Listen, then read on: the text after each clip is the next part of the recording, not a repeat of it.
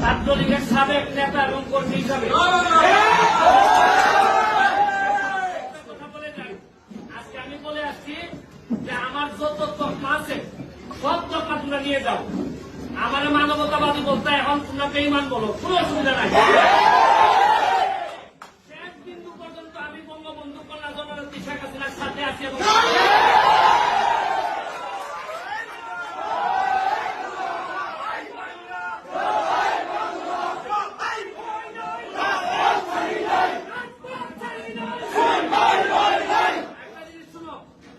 নতুন জেনারেশন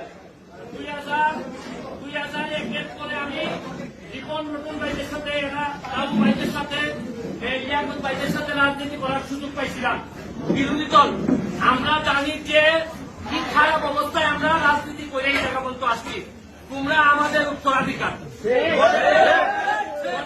রক্তের একটা তাসির আছে। আদর্শের সৈনিকরা যদি একবার তারাই যায়, তাদেরকে কেউ আর দাবাই রাখতে পারে না।